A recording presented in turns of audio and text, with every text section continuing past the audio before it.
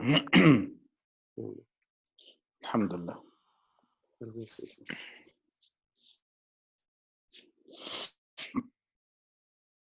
بسم الله الرحمن الرحيم. الحمد لله رب العالمين، والصلاة والسلام على أشرف المرسلين ورحمة الله للعالمين سيدنا محمد وعلى آله وصحبه. رب اشرح لي صدري ويسر لي أمري واحلل عقدة من لساني يفقه قولي. اللهم إني أبرأ إليك من كل حول وقوة وألجأ لحولك وقوتك يا أرحم الراحمين. My dear respected brothers and sisters, Assalamu alaikum wa rahmatullahi wa barakatuh, and welcome to our new session in Hadith terminology and classification, or علم مصطلح الحديث. In today's session, we started actually talking about the criteria of classifying a hadith, and we mentioned that hadith may be classified according to its authority and according to the number of reporters, or according to the links included in the Isnad, or finally according to its reliability. And we have already discussed the first classification into hadith qudsi, into marfu', mawquf, and maqtu'. And we explained the difference between hadith qudsi and hadith nabawi and the Quran. And we also discussed the issues in which hadith may be regarded as elevated, though it is not clearly indicated in the text that the Prophet ﷺ has immediately or has directly spoken this. So in today's session, we are talking about the classification of hadith according to the number of its narrators, or the number of the scholars included in the chains of Isnad, or the chains of transmissions. The basic classification is Mutawatir and Ahad.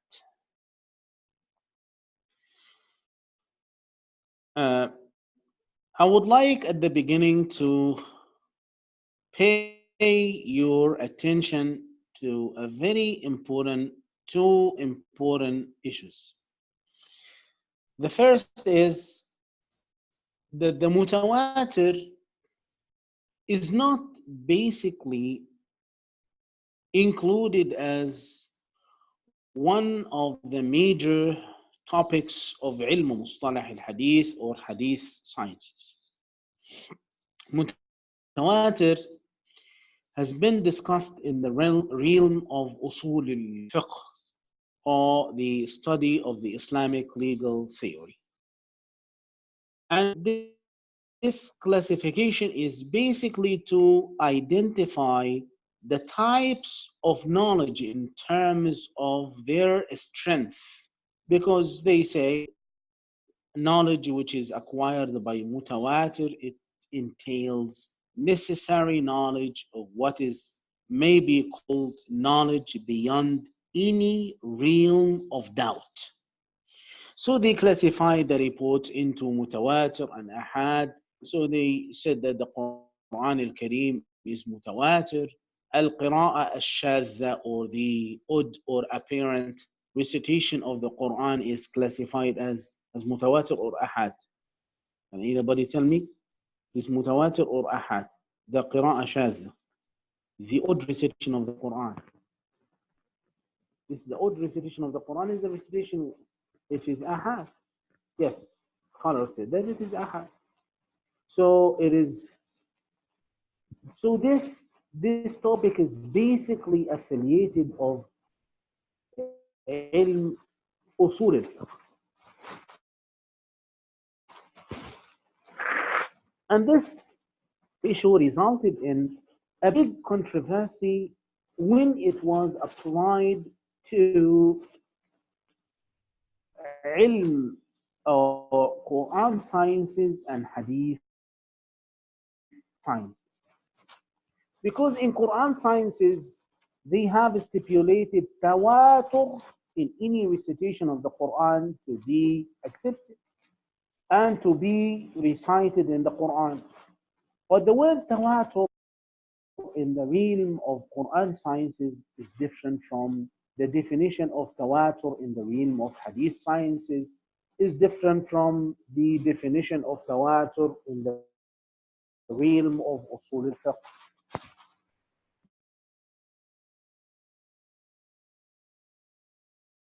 Why? Because not all the qira'at are mutawatir. Some of them they are ahad. Like what?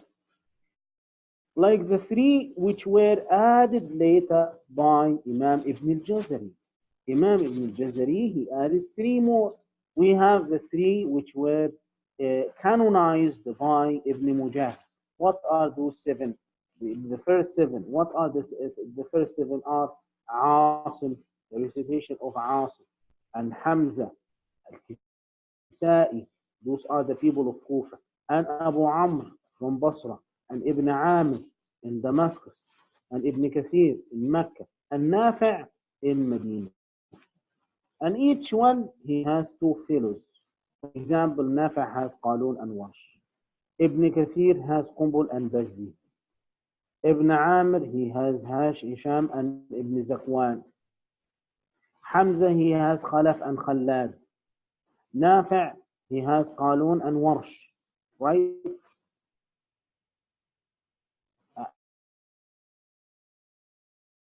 And so on. So basically, the three which were added to the seven, they are ahad.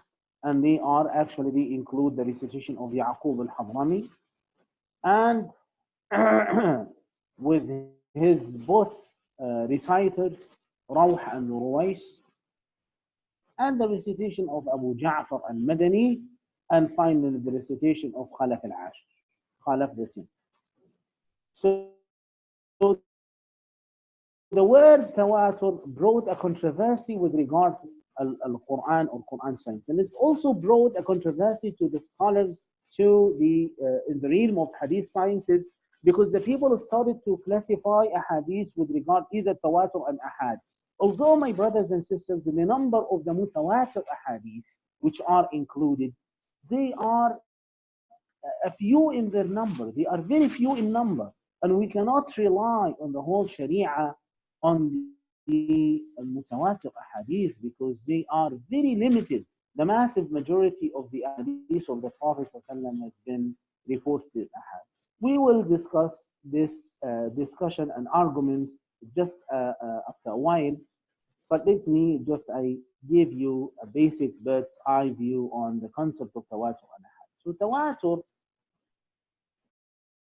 or the definition of a mutawatir hadith, it is a hadith which was narrated by a large number of people, so much so that it is inconceivable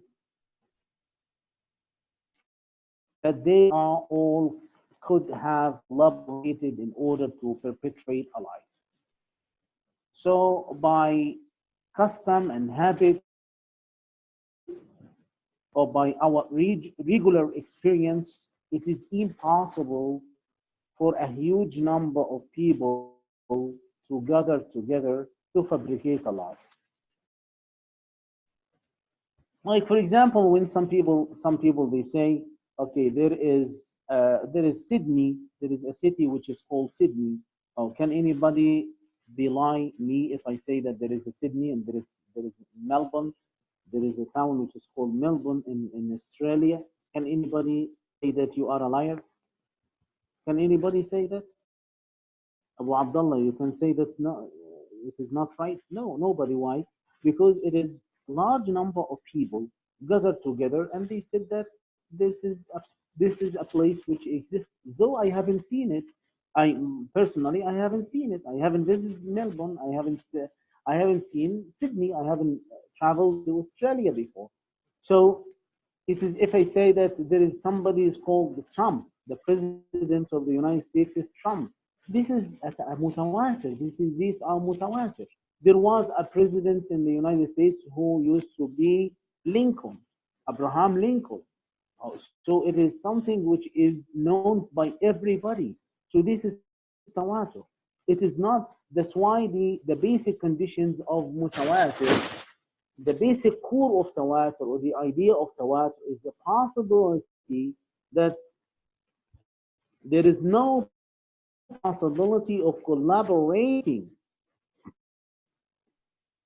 is it is impossible for them to collaborate on fabricating a lie. This is the basic core element of tawatur.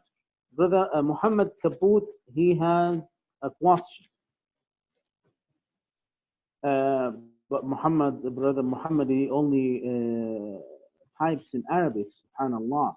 Can you say your question in English, brother Muhammad, for everybody? If there came a hadith in English, afwan, if there came a hadith from the hadith corpus, which wasn't necessarily sahih or on the level of, if it wasn't mashhur or mutwatir, though a Quranic verse came and it collaborated with that, would, at least from your opinion, would that elevate the hadith to the level of mutawatir, or from any wajh? No, no.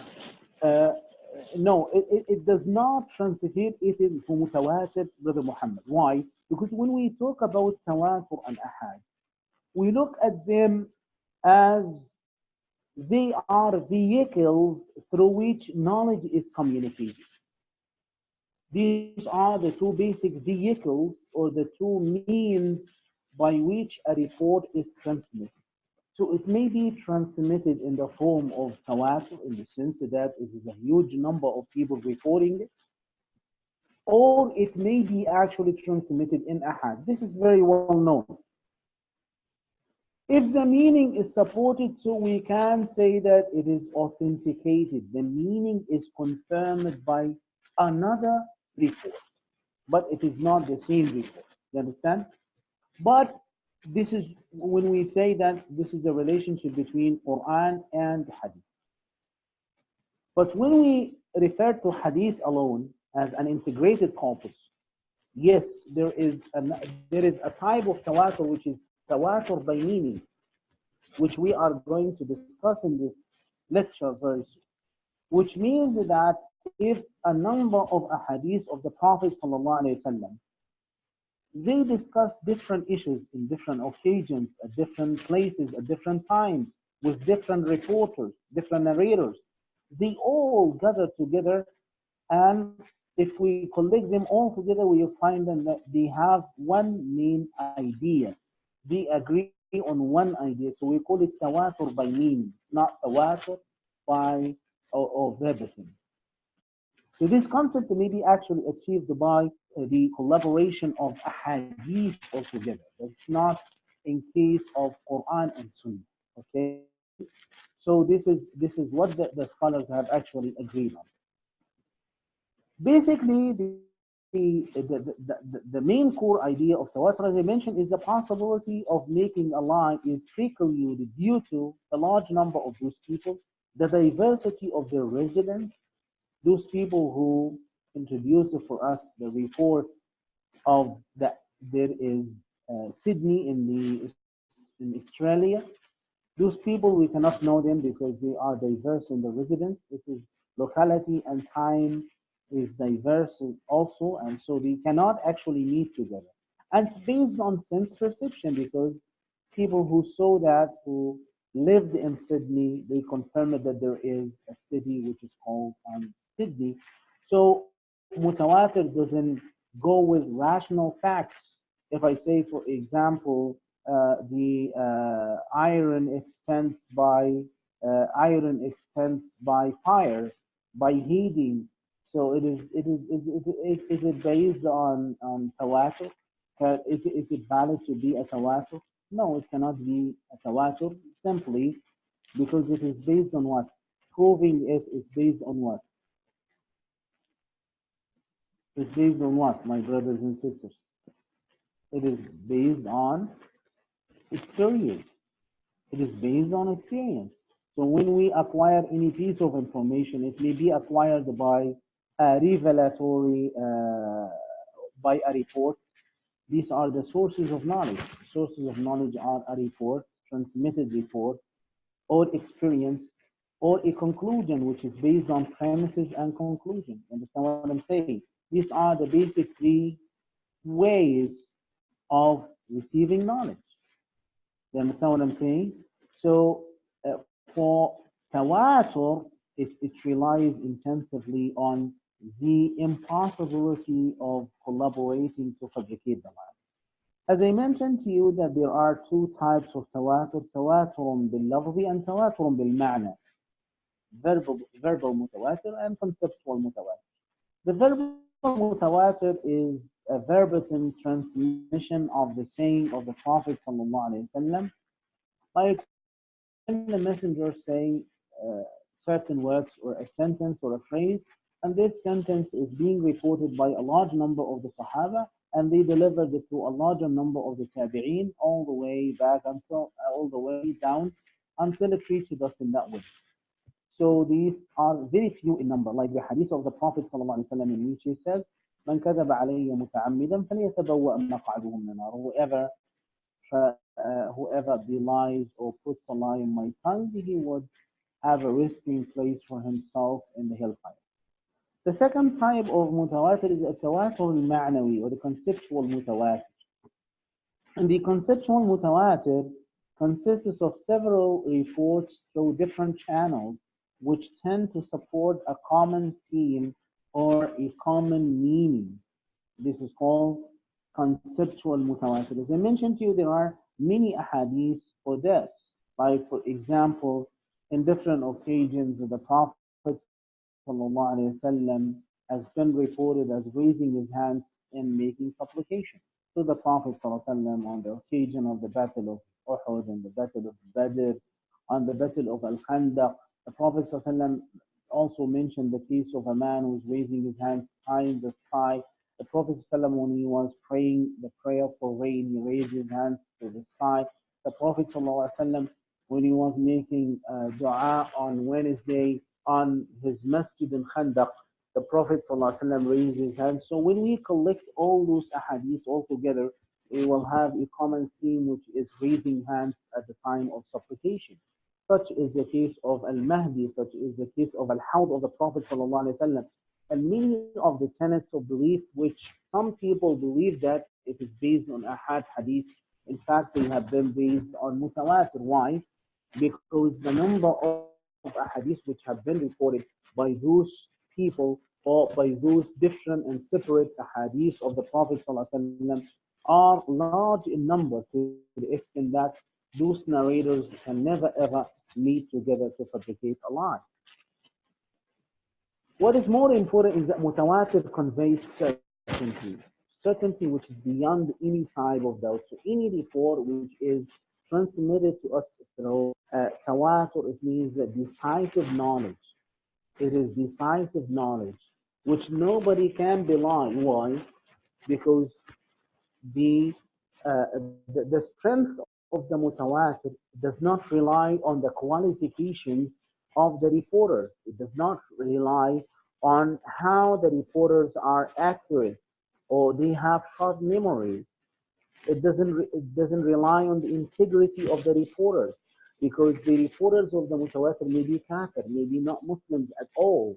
It is not necessary to say that they have high degrees and integrity and qualifications in terms of the sound hadith. No, it is not a condition here. The basic condition of the mutawatir is that the large number and the impossibility of meeting together to fabricate this lie. The existence of verbal mutawatir, some scholars, they said that Ibn Hibban al-Busti, for example, he denied the existence of the verbal mutawatir. And Ibn Salah mentioned that it is very rare in the ahadith of the Prophet ﷺ. But Ibn Hajar and Ibn Hazm and Qadi Iyad and Jalal ibn Suyuti and others held that they are not rare. And in fact, I can say that they are rare simply because of what we have in our position and the books which talked about the hadith al-mutawatir, like for example, the book of the Imam al-Suyuti, his name is Al-Azhar al-Mutanasira fi al-Ahadith al-Mutawatira, Al-Azhar al-Mutanasira, the scattered flowers, في الأحاديث المتواترة in mutawatir reports. And he summarized it actually in another hadith, in another book, which is plucking of flowers, قصف الأزهار. And many scholars wrote about the mutawatir, but in fact, all of their works were restricted to certain number of mutawatir. Here are some examples of the mutawatir ahadith, like every intoxicant is wine and all wine is forbidden. The hadith of the Prophet, may Allah felicitate the person who heard my speech and he delivers it. Also the hadith of the Prophet, everyone will find easy that for which he has been created. Islam began as strange and it will return back as strange. There are some examples of the mutawatir, like the Prophet wiped over his boots or long leather socks. So this is a mutawatir hadith, which is mutawatir by meaning. The hadith on visual sight of Allah subhanahu wa ta'ala, the Most High, on the day of resurrection. It has been proved through the mutawatir, though it has been actually proved through the Quran. Allah subhanahu wa ta'ala says, وُجُوهٌ يَوْمَئِذٍ نَاظِرَةٌ إِلَى رَبِّهَا نَاظِرَةٌ. And the hadith wherein the Prophet described his hawd, al-hawd al-mawrud. So all of those are examples of the mutawatir hadith. So this is the mutawatir. What is the definition of the ahad? The ahad doesn't have a certain definition. What does it mean? We recognize ahad by just saying it is the opposite of mutawatir. So the mutawatir has certain conditions. On the top of them is the large number of the reporters. Number two, those reporters can never ever meet together to fabricate the lie. So the impossibility of them meeting to fabricate the lie. So if a hadith does not fulfill any of the requirements of mutawatir, such as the number is a few, or the number is so large but they can meet together to fabricate the lie, or the hadith is not held as mutawatir, so in this case it is to be reported, it is to be held as ahad. So it may be narrated by one or two or three or even four or five or even more than that. Or it may be mutawatir in a stage at a certain time, and it is ahad in an earlier stage. Like for example, can anybody give me an example of a hadith which was ahad for a long time and then it turned to become mutawatir? It didn't, technically it is not called mutawatir, but I mean that and later it has been reported by so many reporters, but it is still ahad. Can anybody give me an example of this? I think we studied some. The hadith of Umar ibn al-Khattab on the niyyah. Exactly. The hadith of Umar ibn al-Khattab has been reported by Umar alone. And afterwards it has been reported by Alqamah ibn Waqqas al-Laysi. And then by Muhammad ibn Ibrahim al-Taymi. But later on, after the point of Muhammad ibn Ibrahim, it became famous and it has been reported by a large number of people. So in brief, we can say that Khabar al-Wahid or the Hadith al-Ahad is the hadith which does not fulfill the requirements of mutawatir.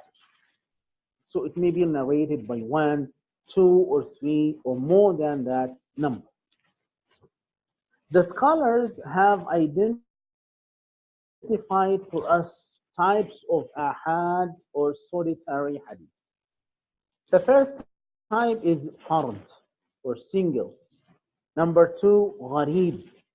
which is translated as strange. The third is aziz or rare. And the word aziz, anyhow, may be translated in two ways. It may be translated to mean rare or scarce, or it may be translated as, anybody knows? From izza, izza means strength. So the aziz is called the aziz because it is rare in the hadith anthology, or it is aziz because it is strong, because more than one person are involved actually in the chain of its transmission. And the fourth type is mashhur. These are the basic types of hadith al-ahad. What is fard? Fard is a hadith, it is a report which is reported by one companion from the Prophet ﷺ, even if the hadith has become well known, reported by many at the lower level of the Isnad. So the hadith, the fard is restricted to any report which is reported by only one companion of the Prophet ﷺ. Even if after the stage of a companion, the hadith became so superfluous or so known and widespread among the tabi'een and their succeeding generation. What are the types of fard? There is fard which is called absolute single tradition or relative single tradition. Al-fard al-mutlaq and al-fard al-nisbi. What is the difference between absolute single tradition and relative single tradition? The absolute single tradition or al-fard al-mutlaq, it is a hadith which is narrated by literally a single companion, and then it is well known by other narrators. Like for example, the hadith which you see in front of you, حديث قتيبة بن سعيد حدثنا عبد الوهاب قال سمعت يحيى بن سعيد القطان يقول أخبرني محمد بن إبراهيم التيمي أنه سمع علقمة بن وقاص الليثي يقول سمعت عمر بن الخطاب رضي الله عنه يقول سمعت رسول الله صلى الله عليه وسلم يقول إنما الأعمال بالنيات وإنما لكل امرئ ما نوى فمن كانت هجرته إلى الله ورسوله فهجرته إلى الله ورسوله ومن كانت هجرته إلى دنيا يصيبها أو امرأة يتزوجها فهجرته إلى ما هاجر إليه.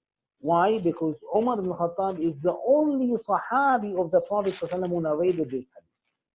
So this hadith is called absolute single tradition. What about relative single tradition? Relative single tradition, it refers to a hadith that is narrated only from a single place or a single teacher or one group. So it is basically has been reported by a number of people. But it became single or it is gharib or fard by reference to its place. Like for example, certain hadith have been reported by a certain town or city. It was reported by the Egyptian. If you look at all the isnad of the reporters of this chain, you will find that all of them are Egyptian. Or all of them are Basrans or Kufans. Or all of them, you will find that only one student of a well-known teacher reports this hadith. Although this teacher has hundreds of students. So why this student alone reported this hadith? That's why it's called relative single tradition. Although it has been reported by others, but it was reported by only this teacher or that student or that place or the scholars of that. An example is the hadith of the Prophet ﷺ, which was reported by Abu Bakr ibn Ishaq. One of the brothers is saying, is it a problem that they are in the same locality? Yes. It is not a problem that affects the authenticity, but it is a problem in the sense that it draws the attention of scholars to say that it has a point of being single. which means that there is a strange thing in this hadith. So we have to pay attention to this weak point and verify whether it hasn't been reported by other towns or other people belonging to other towns, and why. What is the reason? It doesn't necessarily mean that this hadith is not authentic, but it is a point of distinction which actually dragged or drew the attention of scholars to intensify the research on that point where the hadith is claimed to be weak. So, like for example, the hadith which says judges are of three types. Two of them are in hell and one in paradise. The two include a judge who knowingly renders a wrong judgment, and one who renders a wrong judgment not unknowingly. The judge who is in paradise is one who renders a right judgment. So this hadith was only circulated among the scholars of Khurasan, namely, all its narrators are from Marw in Bukhara. So they belong, in fact, to a certain town or place. So this is the definition of the fard. Some scholars, my brothers and sisters, they use the gharib and fard interchangeably, in the sense that that is a hadith which is narrated by only one. And they sometimes they actually restrict it to gharib to mean that the hadith which is narrated by only one narrator at any length of its isnad, be it at the beginning, the middle, or the end. So they said that this is the gharib. But the fard is different, because the fard is the hadith. Either it is absolutely fard in the sense that there's only one sahabi who reported it, or relative in the sense that a group of people in a certain town who only reported this hadith itself.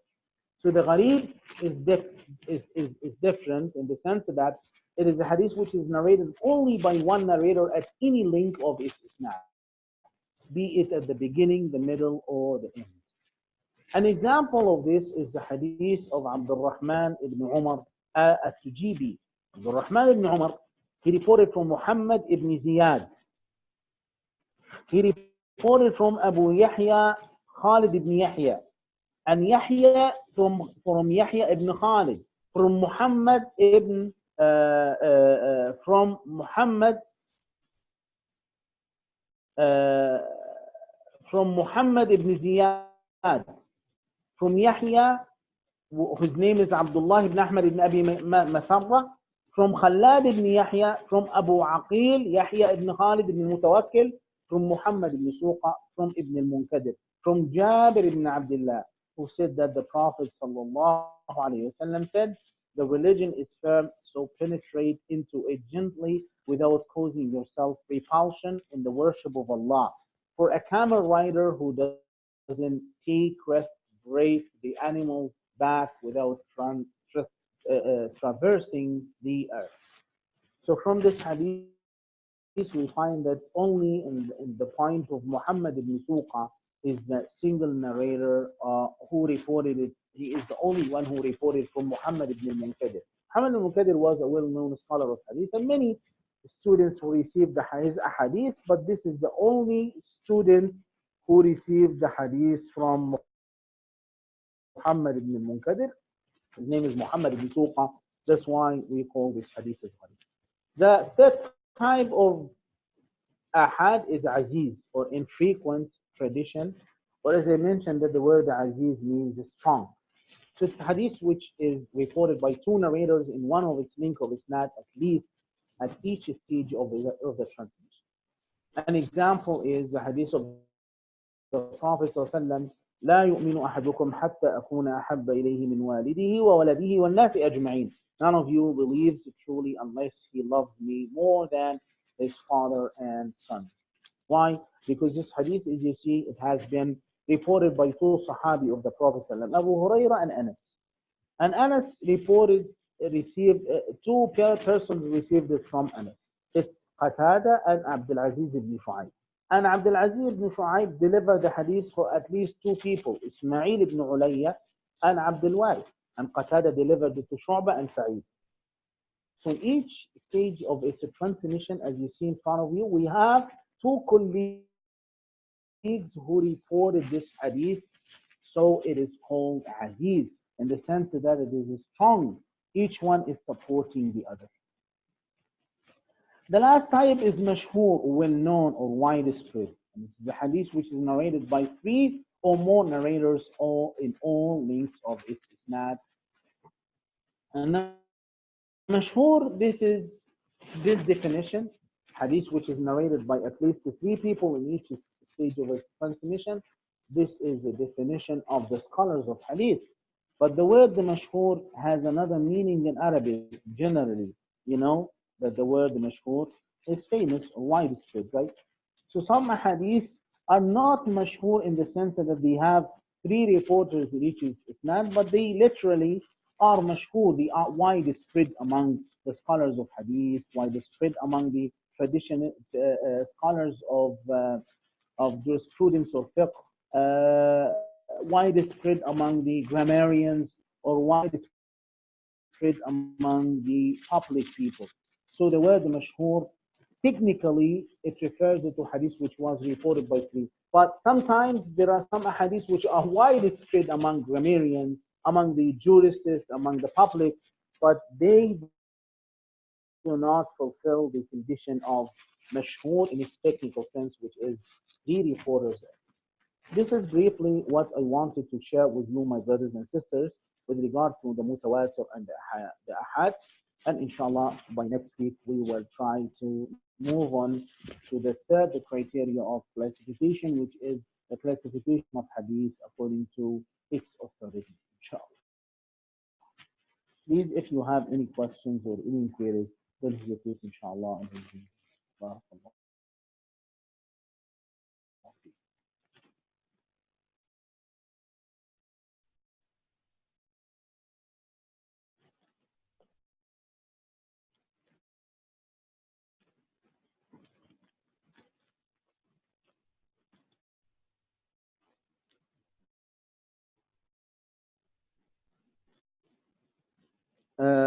Brother Muhammad is asking if a hadith doesn't fulfill only one condition of mutawat, would it be classed as more reliable than other ahad? It will be classified as ahad because there is no third classification. Hadith may be either mutawatir or ahad. Why? Because either it delivers, or the piece of information that it delivers is decisive, and this case it's mutawatir, or it's ahad. But with regard to ahad, we will say that's more strong. But with regard to reliability, Brother Muhammad, we will reclassify the ahad itself into authentic and weak. So the ahad is classified according to its authenticity later on, as we will explain later.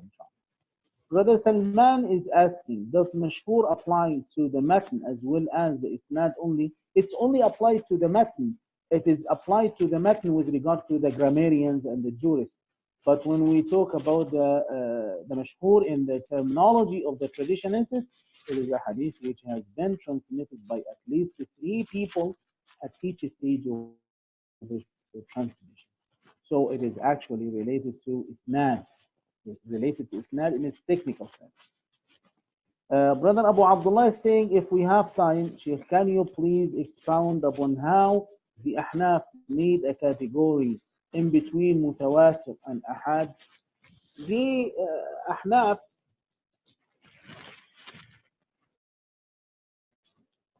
they tried to find a category which may keep up with the mutawatir in certain aspects.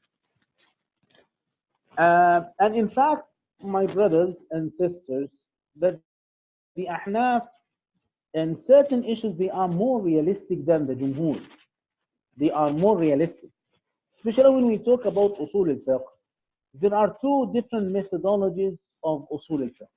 The concept of al-Ahnaf, they based their theory on practice. They based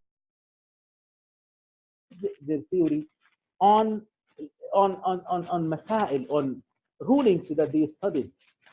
But the Jumhur, they started from theory and afterwards they applied that to practical rulings. This is the main difference between the the Ahnaf and the Jumhur. That's why the classification of the Ahnaf is more realistic, because there are certain ahadith which do not fall within the category of mutawatir, because there is a possibility of collaboration to fabricate the lie, but the number of reporters are so large. So their classification is more realistic. It is more realistic, and they have some examples.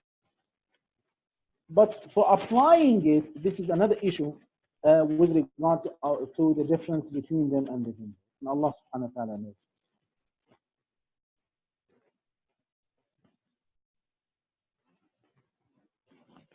Also, in the dispute over al-waraqat, can an ahad text abrogate, specify, and restrict a tawatur text? Yes, it is.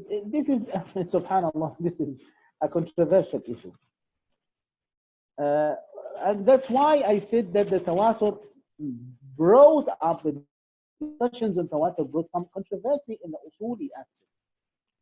Because in general, my brothers and sisters, we do not differentiate between mutawatir and ahad with regard to authenticity. We do not differentiate between the Quran and the Hadith. And this is manhaj Ahl Sunnah. As long as the report has been transmitted to us as authentic and reliable, we believe in it, we act upon it, and we put it in our hits, and we rely on it basically in deducing legal rulings, etc. So basically, we rely on the mutawatir and we rely on the ahad.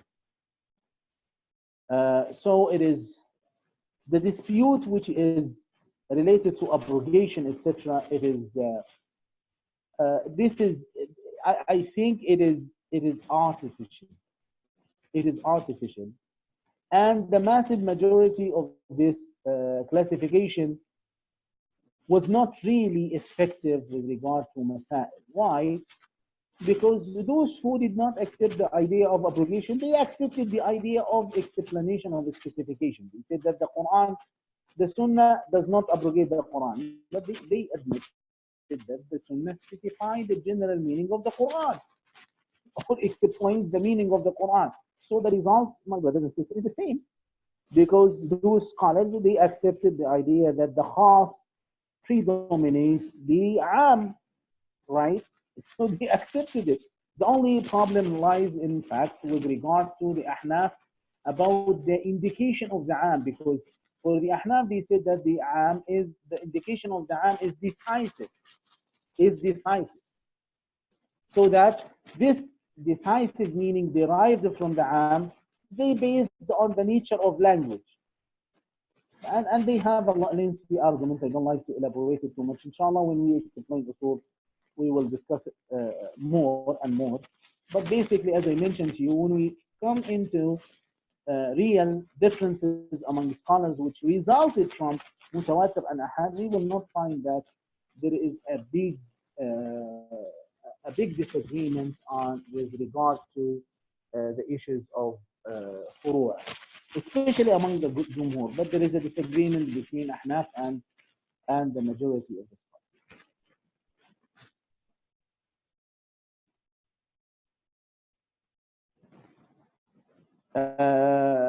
Brother Salman is saying, does the Shafi'i school see istihsan the same way the Hanafi school does? No, that's why they don't see it in the same way. This is the reason that Shafi'iyya, they believe that istihsan is an employment of a personal opinion on something without dalil. But they practice istihsan in the sense of giving preference to a type of analogy to another type of analogy to avoid rigidity of the Sharia. So, in fact, the Shafi'iyya, the Hanabila, the Hanafiya, the Malikiyya, all of them, they practice istihsan. But the problem is that everybody looks at istihsan from its own perspective. This is the reason that Al-Imam al-Shafi'i says that whoever prefers or who practices istihsan as a source of law, he is making zandaqah. Because he believes that in this case, istihsan in the sense that it is just inventing an opinion of your own. But the Hanafiya didn't do that. The Hanafiya, they relied actually on istihsan because they gave the preference of a certain analogy to the other analogy. They gave preference to the hidden analogy to the obvious analogy, because if they apply the obvious analogy, it will lead to rigidity in the application of the Sharia, and it will incur a lot of harm and a lot of difficulties and hardship to the people. Now, so inshallah we will discuss it. Jazakumullah khair. We'll discuss it inshallah later in more elaborate discussions about usul al-fiqh, inshallah. When we finish this course about Mustalah al-Hadith, inshallah we'll try to go into usul al-fiqh, inshallah, if it is possible. Barakallahu fiik. And may Allah subhanahu wa ta'ala shower his mercy and thank on all of you, and see you inshallah next week. Assalamu alaikum wa rahmatullahi wa barakatuh. وعليكم السلام ورحمة الله.